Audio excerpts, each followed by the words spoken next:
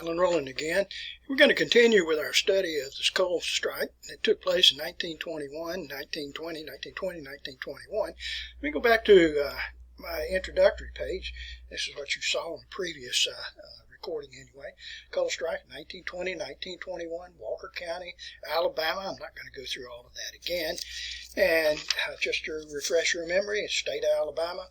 And, of course, these coal strikes are going to take place up in Walker County. You can see where Walker County is located. We went through that in the previous one.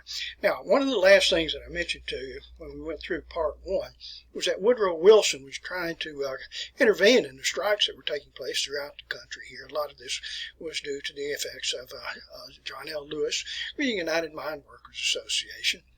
And he organized a special committee, and this was Woodrow Wilson that did this, to develop a plan to recommend what they hoped to be would be a satisfactory wage increase for the miners and for the union miners. And what they ended up doing was recommending 27%, which the union at that time, UMWA, felt like that was an inadequate amount, for that time anyway.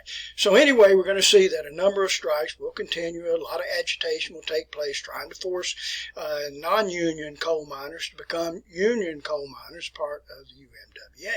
So where I'd like to take you to is, let's go to Carbon Hill, and I'll show that to you on the map. Most of you that are watching this video have an idea where Carbon Hill is, and a little bit different than it is today, but not a whole lot different anyway.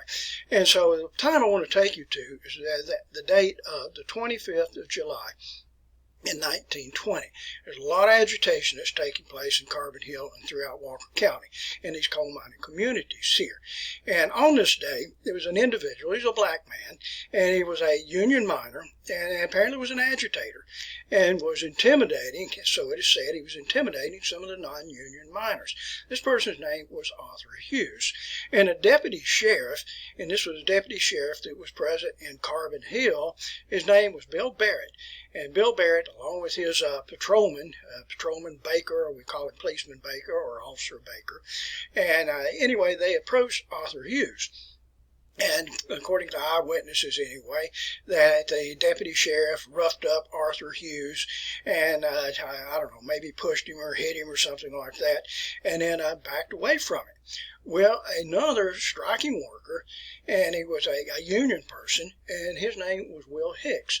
And Will Hicks approached the deputy sheriff, and he said, why were you bothering this individual? And anyway, they got into an argument there, and apparently Bill Barrett, shoved Will Hicks. And Will Hicks departed the area, went to his home, picked up two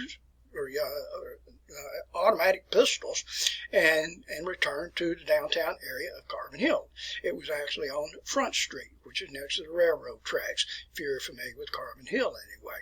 Now, I must tell you about Will Hicks. Will Hicks was a sharpshooter from the Spanish-American War. He was known as a crack shot. In other words, he was deadly accurate.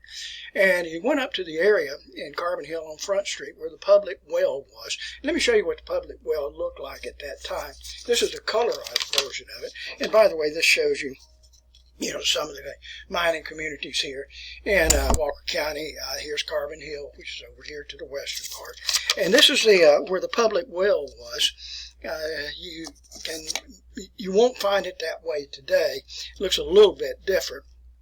But if you look in the background here, we can see some of the old cars here, the vintage cars back in this direction here. This photograph was probably taken in the 30s, and you see some of the people out there, and you can see the well, which is right in this position right here. These stores still stand in the background. These are still present there. It doesn't bear the name such as Guttery Hotel anymore. If you go there today, this is what it looks like. And it's not a well now. It's just a pavilion where the well once was. And if you go back and look at that again, you can see the buildings there are the same buildings that we had in the previous photograph. And nonetheless, right in this area here was where Will Hicks was standing. And we'll find that Bill Barrett, the deputy sheriff, and Patrolman Baker, they were walking up the street. They were coming up the street there and trying to disarm Will Hicks. And they were coming from the east, moving to the west. And as they got up to this area right here, a confrontation right in this area here. A confrontation took place, and we don't know exactly what happened here, but sidearms, pistols were pulled. There was an exchange of gunfire there, and Bill Barrett was hit twice.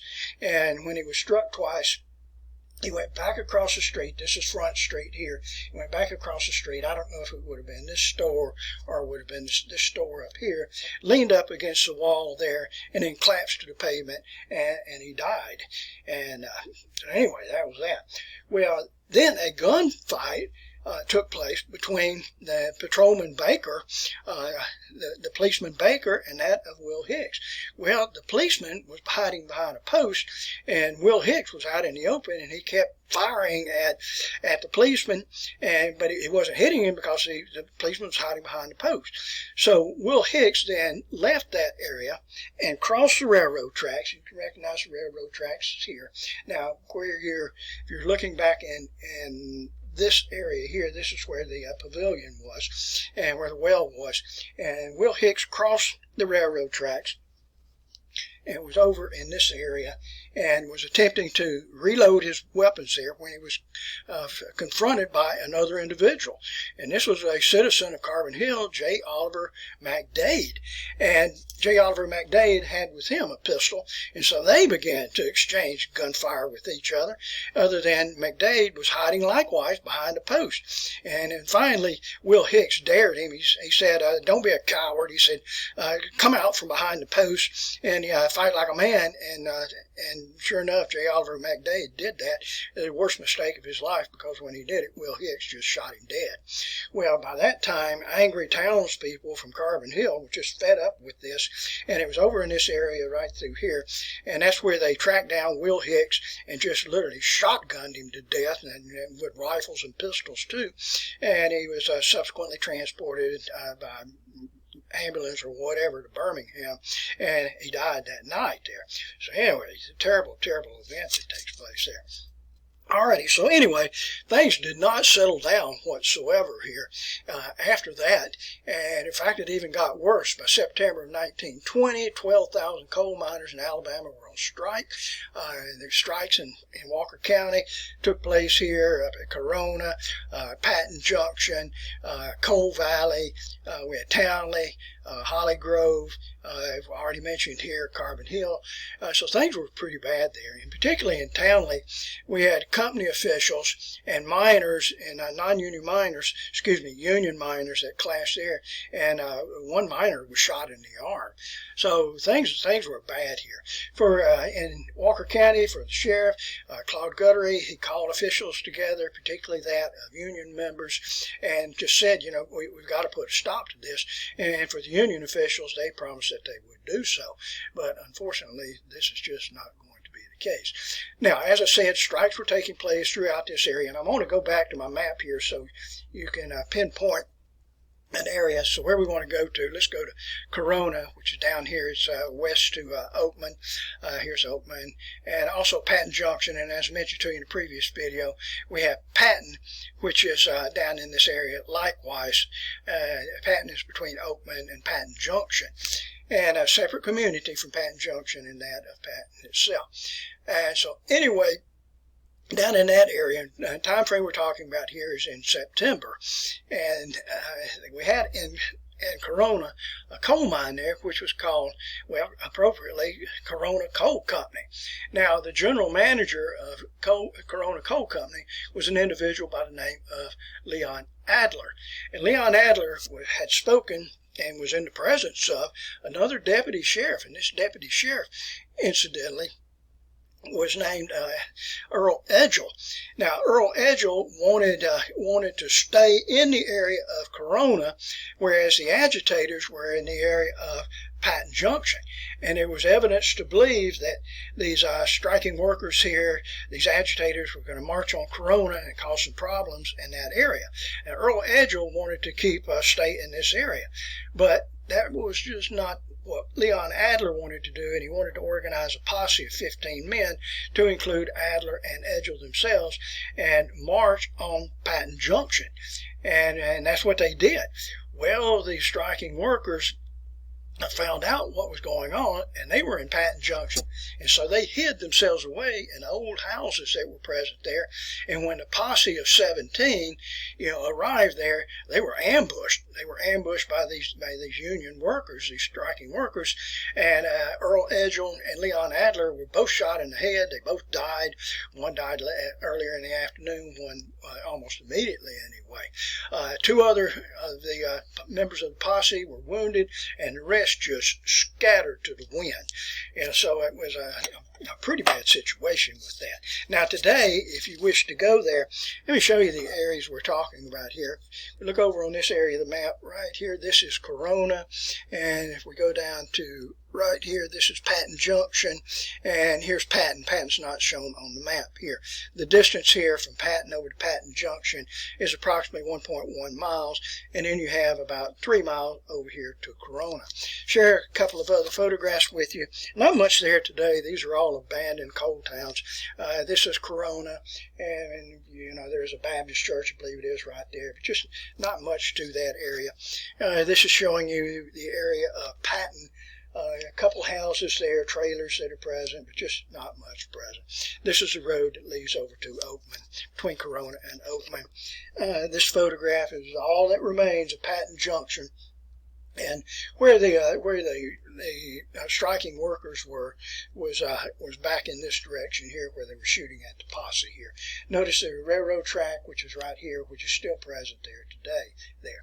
And anyway, so subsequently, and things have gotten so serious here.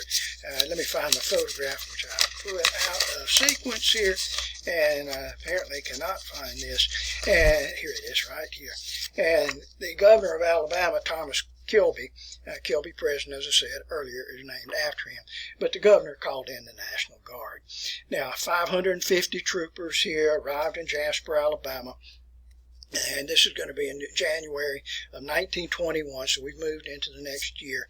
From this slide right here, we can see Alabama National Guard, 550 officers and soldiers.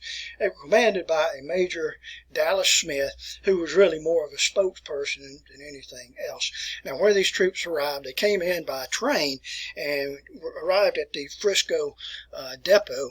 That's close today. It's close to where the Walker County Humane Society is, where the Humane Society is, where the old Gentry Jungle was. The building still stands there, but it's not an active depot. I can remember where it was. But anyway, where the companies came from, we had Company E, Company G, and Headquarters Company that were from Birmingham. And then from Tuscaloosa, you had Company M, and you had Company K that came from Opelika. Now, the places in which they deployed are shown here. Company E went to Cordova. This is all parts of Walker County. Company G, Townley, Headquarters Company, moved over to the eastern part of the county and Empire. Company K went to Corona. Company M went to Nauvoo. All right, so I've broken it down for you here where you can see exactly in the county where these places are. Again, I don't need to repeat this, but Company M was here, G, and Company K. We had headquarters over in Empire, and in Cordova is Company E. All right. So we are just about out of time for my video. I only get 15 minutes per video. So why don't we stop right here? And it looks like I'm going to have to go into a part 3 on this video, and which we'll take care of that shortly anyway. All righty. Thank you for your attention.